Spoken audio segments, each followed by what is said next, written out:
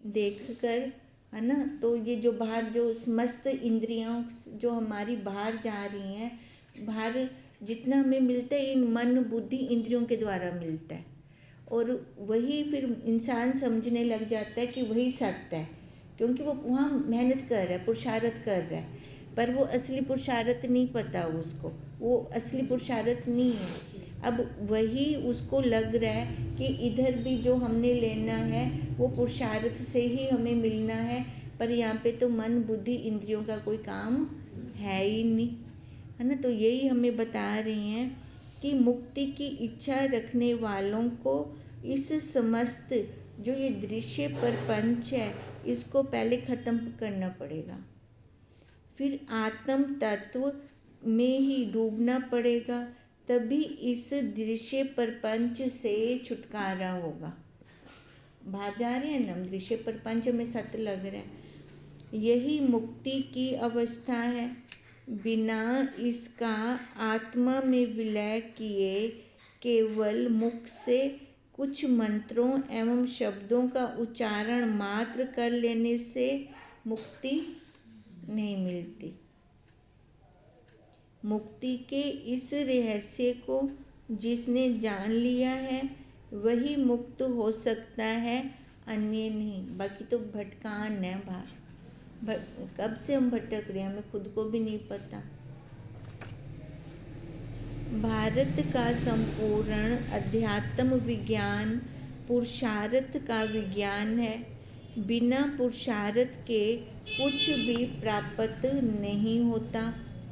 इसी पुरुषार्थ की व्याख्या इस सूत्र में दी गई है कि राजा होने के लिए अपने शत्रुओं का दमन करना पड़ता है, तभी उसे संपूर्ण भूमंडल का ऐश्वर्य प्राप्त होता है। अब देखो राजा है तो उसकी क्वालिटी होगी ना, पहले राजा ऐसे तो किसी को बना नहीं देंगे। अब क्या कह रहे हैं, पहले अपने संपूर्ण शत्रुओं का उसको नाश करना है, फिर पूरे भूमंडल पर अपना ऐश्वर्य अपना झंडा फैलाना है। अब हम अपने आप के राजा है ना, तो हमें पहले अपने संपूर्ण शत्रुओं का नाश करना पड़ेगा, तब हम राजा बनेंगे। हमारे अपने शत्रु क्या हैं? लोभ मोह अहंकार, ये हमारे शत्रु हैं। और देखो संपूर्ण पृथ्वी का ऐश्वर्य, ये शरीर, ये पृथ्वी है हमारी। अब यहाँ का ऐश्वर्य हमें तब प्राप्त होगा, नहीं तो हम शरीर पर बैठकर कितने दुखी होते हैं, है ना। मतलब एक छोटी छोटी बातें भी हमें इतनी लग जाती हैं अंदर तक, तो फिर हम तो खाली उसी कलह क्लेश में ही घूम जाते हैं। फिर जो इसके पतन का कारण है, इन पर विजय प्राप्त किए बिना कोई पुस्तकें मात्र पढ़कर तथा केवल मैं आत्मा हूँ, मैं ब्रह्म हूँ ऐसा मान लेने से वो ब्रह्म ज्ञानी नहीं होता। यही हमें बता रहे थे ना, देखो खाली शब्दों से उच्चारण कर लें एम ब्रह्मस्मि, तो उससे हम मुक्त हो जाएंगे? नहीं। मुक्त कैसे होंगे? हाँ, निश्चय होगा हमारा, अपनी दृढ़ता हो, फिर जाकर हम मुक्त होंगे। उसके लिए आत्मा के जो शत्रु हैं उनका वध करना आवश्यक है, तभी उसे ब्रह्म ज्ञानी कहा जा सकता है। केवल मैं ब्रह्म हूँ ऐसा कहने मात्र से तथा अहम ब्रह्म अस्मि का बार बार उच्चारण करने मात्र से कोई ब्रह्म ज्ञानी नहीं होता। यह स्वयं को और दूसरों को धोखा देने का साधन मात्र है। चार के अंदर बैठ जाएंगे, अच्छे बन जाएंगे तो क्या हो जाएगा, पर हमारी खुद की स्थिति तो ऊंची ना हुई। अब बाहर वालों ने हमें कुछ देना है, मेन तो अंतमति सोई गति। अब अंत समय में हमारा क्या चल रहा है, जो इसके अंदर हम संस्कार भरेंगे, वही संस्कार हमारे बाहर चलेंगे अंत समय में। वहाँ पर हमारा हट नहीं चलेगा, हमारी चालाकी नहीं चलेगी, क्योंकि बुद्धि काम नहीं करेगी उस टाइम पे। उस टाइम पे इसका अभ्यास काम करेगा। तभी कहा खाली शब्दों से उच्चारण कर लेने से, है ना, कोई एक तो ब्रह्म ज्ञानी नहीं होता, और दूसरा हम धोखा दे रहे हैं। अब सबसे बड़ा धोखा किसको दे रहे हैं? अपने आप को, जो आत्मा का पतन का कारण बनता है। पृथ्वी में गड़े हुए धन को प्राप्त करने के लिए जैसे प्रथम किसी विश्वसनीय पुरुष के कथन की और फिर पृथ्वी को खोदने, कंकड़ पत्थर आदि को हटाने तथा स्वीकार करने की आवश्यकता होती है, कोरी बातों से वे बाहर नहीं निकलता। अब किसी ने हमें कह दिया है भी यहाँ पे खजाना है, तो उसके लिए पुरुषार्थ करने हैं फिर। अच्छा, जिसने कहा है उस पे भी हमें श्रद्धा विश्वास हो।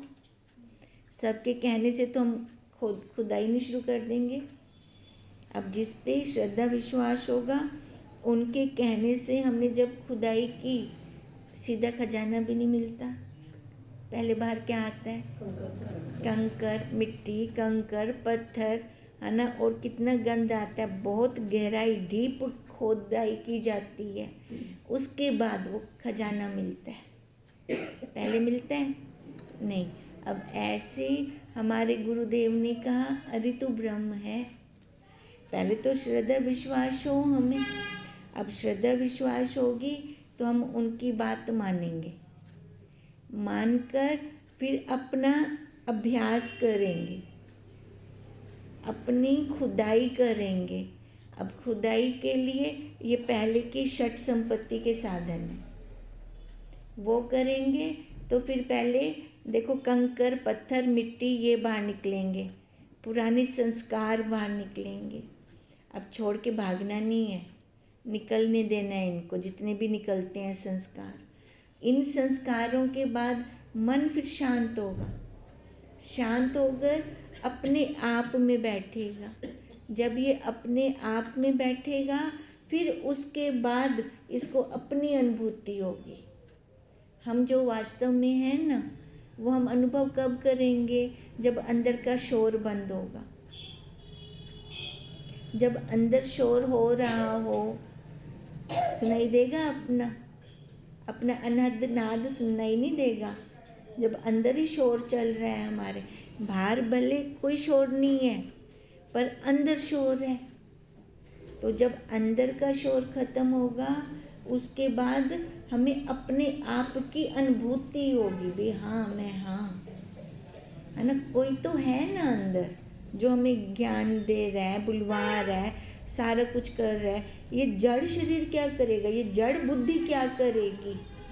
है ना। तो उसकी जब हमें अनुभूति होती है, फिर हमें पता चलता है कोरी बातों से नहीं होगा, कोरी बातों से बाहर नहीं निकलता। उसी अब कोरी बात क्यों कही? खाली बोलने मात्र से अहम ब्रह्मास्मि, अहम ब्रह्मास्मि, ऐसे हम बोलते रहेंगे तो कुछ होगा नहीं, जब तक हम खुदाई नहीं करेंगे हम अपनी। उसी प्रकार समस्त माइक प्रपंच से शून्य निर्मल आत्म तत्व भी ब्रह्मविद गुरु के उपदेश तथा उनके मनन और निध्यासन आदि से ही प्राप्त होता है। बातों खाली बातें करते रहें, उससे नहीं मिलेगा हमें। आत्मा शरीर की गहराई में स्थित वह चेतन तत्व है जिसको प्राप्त करने के लिए कठिन श्रम एवं पुरुषार्थ की आवश्यकता होती है। है हमारे पास, बस उसको प्राप्त करने के लिए कठिन श्रम। अब कठिन श्रम क्या है? पहले अंतःकरण को साफ करेंगे, फिर ये जैसे वो जप तप वाले साधन है, षट संपत्ति है, शम दम है ना। अब पहले वही कठिन श्रम करेंगे, फिर कठिन श्रम के बाद फिर पुरुषार्थ, फिर गुरुदेव ने हमें जो एक राह दिखाई उसमें लग पड़ेंगे। वहाँ पर हम फिर किंतु परंतु नहीं करेंगे। अब जब मन अंतःकरण शुद्ध होता है तो तब जाकर शुद्ध अंतःकरण में विवेक विचार अपना निकलता है। देखो, रजोगुणी तमोगुणी के अंदर विवेक विचार नहीं निकलेगा, तो इसके लिए हमें बार बार अपना निरीक्षण करना चाहिए भी। सत्वगुणी अंतःकरण रखना चाहिए है सबको अपना। सत्वगुणी अंतःकरण से श्रद्धा पनपती है। जहाँ श्रद्धा पनपेगी वहाँ गुरुदेव के महावाक्य लगेंगे, और जहाँ गुरुदेव के महावाक्य लगेंगे वहाँ पर अपना काम जल्दी से होगा, विवेक विचार चलेगा अपना। और जो देखो 3 गुण है ना, ये सत्वगुण, रजोगुण, तमोगुण, 3 गुण है। 2 गुण बेकार है।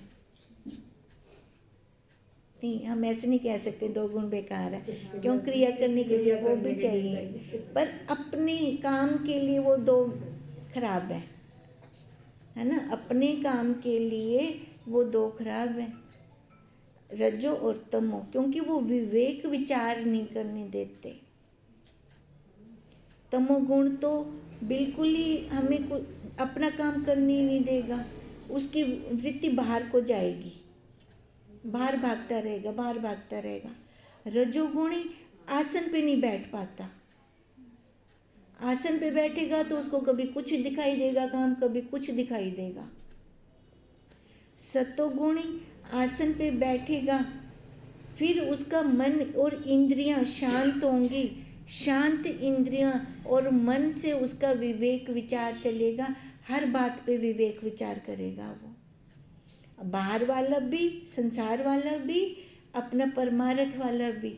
फिर उसको लगेगा कि मैं उसको कैसे पाऊँ, कहा ना बहुत निकट है हमारा, फिर भी हमें उसके लिए प्राप्त करने के लिए हमें श्रम और पुरुषार्थ चाहिए।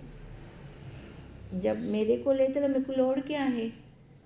हम श्रम और पुरुषार्थ किसके लिए पाते हैं? जो वस्तु मेरे को मिली नहीं हुई बाहर है, वो बाहर वाली वस्तुओं का श्रम पुरुषार्थ चलता है हमारा। पर ये तो कह रही मेरे को ले, मैं श्रम पुरुषार्थ क्यों करा? क्यों? क्योंकि आज तक हमारी वृत्ति बाहर रही है संसार में, तो संसार के संस्कार हैं, उनको भगाने का श्रम पुरुषार्थ है, अपने आप को पाने का नहीं है, उनको भगाने का है, जो बाहर वाले संस्कार हैं हमारे अंदर। सर्वप्रथम गुरु का उपदेश उसके होने की कई प्रमाणों द्वारा पुष्टि करता है। उसके बाद स्वयं का चिंतन, मनन एवं निध्यासन करना पड़ता है। अब इतना श्रवण हो कि स्वतः मनन हो। अब मनन इतना हो कि निध्यासन स्वतः हो। अब एक की बलिहारी से दूसरा काम आप पे सिद्ध हो रहा है, पर उसके लिए श्रवण कैसे आएगा? जब खुद की जिज्ञासा होगी, है ना। श्रवण ऐसे तो नहीं कर सकते हम, उसके लिए हमारी जिज्ञासा हो भी, हाँ हमें भूख हो, महावाक्य लेने की भूख हो, तड़प हो, फिर हम बैठ पाएंगे यहाँ सत्संग में। अगर भूख और तड़प नहीं है, बैठे हैं तो अंदर कहना वैसे, वो फिर हम शरीर से बैठे हैं, हमारा खुद का काम नहीं बनेगा वहाँ पर। अब इसके लिए तभी कहा कि मनन हो, अपना मनन हो, निध्यासन हो, तब कहीं उसकी उपलब्धि होती है, प्राप्त की प्राप्ति होती है। केवल थोथी बकवास, पुस्तक अध्ययन एवं परपंच सुनने मात्र से नहीं हो सकती। जब तक हमारा खुद का ना हो, अपनी लगन हो भी, मेरे को दोबारा आकार कहने गिनना, मेरे को दोबारा नहीं आना। अब जब ये खुद की अपनी तड़प होगी ना, फिर हमारे अंदर वो चलेगा, उसका विवेक विचार निकलेगा। एक एक से उलझेंगे नहीं फिर हम क्या करते हैं, उलझते हैं ना, एक एक से उलझ पड़ते हैं बिना मतलब से। उन्हें कहने को आख्या नहीं थे, हमको झपटिया नहीं। अब ऐसे हमारा काम नहीं बनेगा, फिर वो उलझना छोड़ देगा। वो खाली उसको अपना काम करना है, अपने आप में बैठना है, खाली अपने आप को देखना है, औरों को नहीं देखना। जो अपने आप को देखेगा उसका विवेक चलेगा, उसका मनन होगा, आपे मनन होगा। स्वतः उसको भूख होगी, सुबह उठ के बैठेगा वो, उसको अपनी तड़प होगी। सुबह उस जैसे ब्रह्म मुहूर्त होते हैं ना, ब्रह्म मुहूर्त में जिज्ञासा इतनी हो कि परमात्मा उसको सोने नहीं देते, फिर परमात्मा उठाते हैं उसको, फिर खुद जिन्हें मर्जी नेस्ती मारे, पर वो परमात्मा सुमन कहने जैसे न खुला। पर वो परमात्मा कब हाथ पकड़ेंगे उसका, जब अपनी भूख होगी, अपनी तड़प होगी। इसलिए रोग आदि के समान भाव बंधन की निवृत्ति के लिए विद्वान को अपनी संपूर्ण शक्ति लगाकर स्वयं ही प्रयत्न करना चाहिए। अब कोई बीमारी हो जाती है तो कहाँ कहाँ पहुँचते हैं हम, डॉक्टरों के पास जाते हैं, कितना इस शरीर को ठीक करने के लिए कितना करते हैं ना, पुरुषार्थ करते हैं, प्रयत्न करते हैं, कोशिश करते हैं। अब ऐसे जिसको ये बीमारी लग जाएगी, अपनी तड़प लग जाएगी, तो वो डॉक्टर ढूंढेगा फिर। अब वो डॉक्टर कौन होंगे? गुरुदेव। हमारे डॉक्टर तो एक वही हैं, बस यही हमारी बीमारी ठीक कर सकते हैं, और कहीं उपचार है ही नहीं इसका। मनुष्य अपने शरीर के पीछे कितना आसक्त है कि यदि उसे कोई रोग हो जाता है तो वह सभी प्रकार की दौड़ धूप करता है, डॉक्टर को फीस देता है, दवाइयों का खर्चा उठाता है, झाड़ फूक भी करवाता है कि दो असर थी वने, देवी देवताओं को भी देख भोगता है, मनौती मानता है, इलाज के लिए अमेरिका इंग्लैंड तक का खर्चा उठाता है, भारी रकम खर्च कर देता है, यह जानते हुए भी कि इस शरीर को अंत में बचाया नहीं जा सकता। इसी प्रकार की संपूर्ण शक्ति लगाकर यदि कोई आत्मज्ञान का प्रयत्न करे तो निश्चित ही उसको अमृत तत्व की प्राप्ति हो सकती है। अब देखो, शरीर के लिए जरा पता है इन्हें बनना ही बनना है, कितना इसको बचाने का प्रयत्न करते हैं, कहाँ कहाँ तक जाते हैं। अब कहते हैं अगर ऐसा प्रयत्न अपने आप की प्राप्ति के लिए करें, है ना, जैसे शरीर के लिए करते हैं, अगर अपने आप के लिए करें, इसी जन्म में संभव है, दूसरा जन्म लेने की जरूरत ही नहीं है। किंतु खेद है कि मृत्यु से बचने का जितना प्रयत्न वह करता है उतना अमृत की प्राप्ति के लिए नहीं करता। यही तो सबसे बड़ा खेद है। तूने आज जो प्रश्न किया है, शास्त्रज्ञ जन उसको बहुत श्रेष्ठ मानते हैं। वह प्राय सूत्र रूप है, यानी संक्षिप्त है, तो भी गंभीर है। उसने किया था ना, जब हमने ये दूसरा शुरू किया था, प्रश्न किया था, मैं कौन हूँ, क्यों आया हूँ यहाँ पर, है ना, जब वो कहते हैं कि ये आत्मा भी कुछ नहीं करती, फिर भी उसका क्यों फल मिल रहा है? फिर भी मैं आत्मा हूँ, मैं ब्रह्म हूँ, है ना?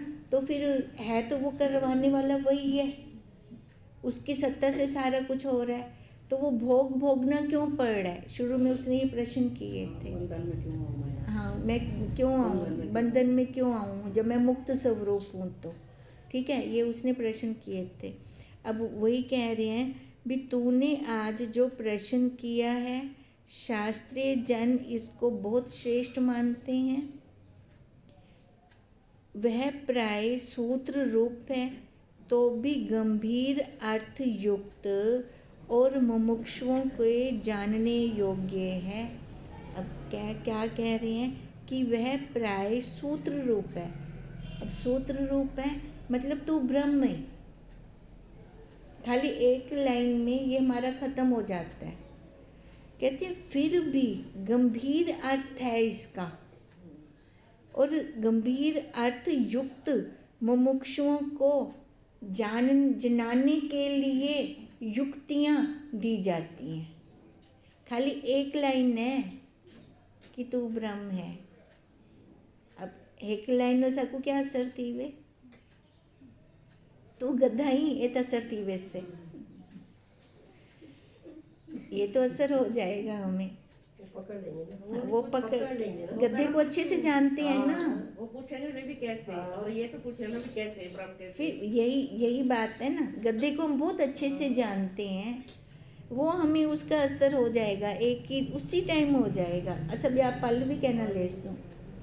अब वो भी एक लाइन है, अब ये भी एक लाइन है कि तू ब्रह्म है, पर इसका असर नहीं होता।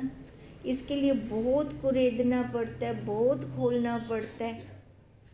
अब खोल कर भी समझ आया पड़े ना। अब ये मशीन किमें चलती वो समझ आ गई है ना, मशीन कपड़े किमें धुएंदे वो समझ आ गए, पर हम उस मशीन को फिर भी यूज़ नहीं करते, फिर वो गलत उपयोग कर देते हैं इस मशीन का। अब गलत उपयोग का नतीजा ही तो है जन्म मरण का चक्कर चल रहा है। शिष्य ने इसी प्रकार के सूत्र में जो प्रश्न किए हैं, गुरु उनका स्पष्टीकरण देते हुए शिष्य को आत्मज्ञान का मार्ग एवं संपूर्ण विधि आगे समझाते हुए कहते हैं कि मुमुक्षुओं के लिए ये प्रश्न बड़े गंभीर एवं अर्थपूर्ण हैं। जो हम जैसे साधक हैं ना, हमारे लिए बहुत उपयोगी हैं। इनको जान लेने से ही व्यक्ति भव बंधन से मुक्त होकर आत्मानंद को प्राप्त कर सकते हैं। हमें पता होगा तभी हम उस रास्ते पे चलेंगे ना। हे विद्वान, जो मैं कहता हूँ सावधान होकर सुन, उसको सुनने से तो शीघ्र ही भव बंधन से छूट जाएगा। अब देखो शिष्य ने बोला, क्या बोला? हे विद्वान, हे विद्वान, जो मैं कहता हूँ, नहीं तो यहाँ शिष्य कहते ना, शिष्य तो नहीं कहा भी, उसको ध्यान से सुन। ज्ञानी गुरु के वाक्य बड़े महत्वपूर्ण एवं अर्थपूर्ण होते हैं। यदि कोई शिष्य जो मोक्ष की कामना से गुरु के वचनों को विश्वास एवं श्रद्धा पूर्वक मात्र सुन लेता है, उसका उसी क्षण रूपांतरण हो जाता है। हम ना सत्संग जो सुनते हैं, कौन से भाव से सुन रहे हैं? अच्छा, यहाँ सत्संग भवन में आते हैं तो किस भाव से आ रही हैं? भाव अलग अलग होते हैं ना। कई बार होता है सहेलियों से मिलने जाते हैं, कई बार होता है चलो घर में बैठे बैठे थक गए, थोड़ा रेस्ट की हूँ, मिले भी हूँ, है ना, बाहर दा टोरा फेरी भी थी गया। शुरुआत में तो नहीं नाले वो तो थोड़े दिन का होता है, हम इतने का नहीं होता। नहीं वो मैं सबकी बात कर रही हूँ ना, सभी अंतःकरण की बात कर रही हूँ ना। यहाँ पे एक जैसा अंतःकरण नहीं है ना, सबके मन के भाव अपने अपने हैं। जो जिस भाव से आएगा उसको वैसा प्राप्त होगा। और अगर हम इसी भाव से आ रहे हैं कि मेरे को मोक्ष की इच्छा है, मुक्त होना है बंधन से, इसलिए देखो कितने कदम चल के आ रहे हैं। भावों की प्रधानता है। अब जितने कदम चल के आते हैं उतना फल जरूर मिलता है। और यहाँ पर बैठकर हम शरीर से बैठे हैं कि मन से हम ले रहे हैं, सारा कुछ हमारे अंदर जा रहा है, खाली शरीर बैठा हुआ है ना। तो असर तो तब होगा ना, वो कैसे ले रहे हैं हम। अब जिस भाव से और जिस श्रद्धा भाव से श्रवण किया जाता है उसका फल मिलता है। गुरुदेव कहते हैं कि व्यासपीठ के आगे हम जिस संकल्प से बैठकर जो हम श्रवण करते हैं उसका जरूर मिलता है, फल जरूर मिलता है उसका फल। अब बापूजी भी यही बोलते हैं, व्यासपीठ के सामने हम सत्संग सुनते हैं और साथ में वो ये कहते हैं जब सत्संग खत्म होता है उसके बाद एकदम उठ के नहीं जाना चाहिए। वहाँ बैठकर अपना संकल्प पक्का करो और अपने वहाँ पे माला करो, जाप करो, फिर उसके बाद जाओ आप फिर। पर हमारा कैसे चलता है हम सभी अपना अपना देखेंगे। अब जैसे हम देखते हैं तो तभी कहा कि श्रद्धा पूर्वक मात्र सुन लेता है खाली गुरु के वचनों को विश्वास से, तो उसका उसी समय रूपांतर हो जाता है, विवेक विचार उसका चल पड़ता है। अन्य किसी साधना एवं तपस्या की उसको आवश्यकता ही नहीं होती। देखो श्रद्धा पूर्ण होनी चाहिए गुरुदेव पर। श्रद्धा पूर्ण होगी तो उसका फल भी हमें पूर्ण मिलेगा। इसी को अष्टावक्र ने राजा जनक को कहा, जिसे सुनकर ही जनक जीवन मुक्त हो गए। अष्टावक्र जी ने कहा, यदि तू देह को अपने से अलग कर और चैतन्य में विश्राम कर स्थित है तो अभी ही सुखी, शांत और बंध मुक्त हो जाएगा।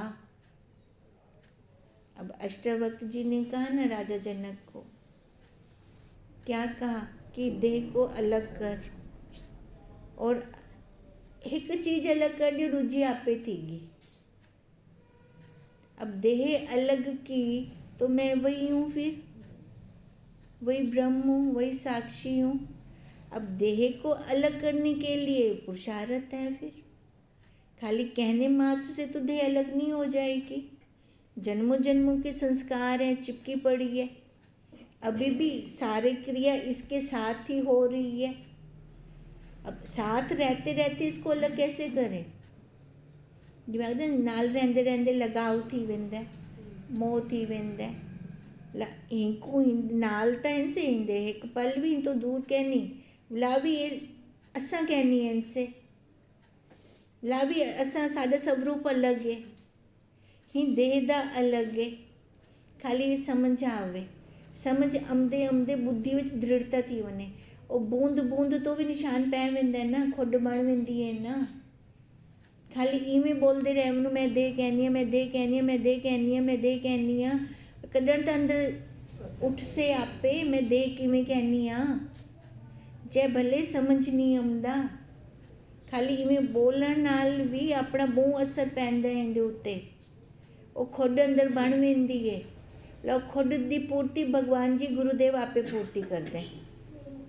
फिर वही बात है, वही पहले अब बोलेंगे तो खुद पुरुषार्थ तो खुद का होगा, जिज्ञासा तो खुद की होगी। देखो अष्टावक्र जी ने भी जनक को यही कहा, अगर अलग करते हैं तभी तू सुखी, शांत और बंध मुक्त हो जाएगा। यह बड़ा अर्थपूर्ण वाक्य है। खाली बोल देने से नहीं होगा, गहराई से इसको निकालना पड़ेगा, गहराई से इसको मथना पड़ेगा। मथ कर फिर इसका असर देखना है। फिर अब मथेंगे कैसे इसको? अब देखें, इस गंदगी निकालता है, जितना मर्जी साफ कर दूँ। लगाव है तो लगाव को हटाएंगे कैसे? कितनी स्मेल मारता है ये, इसको साफ सुथरा ना करो तो, नहलाओ ना तो।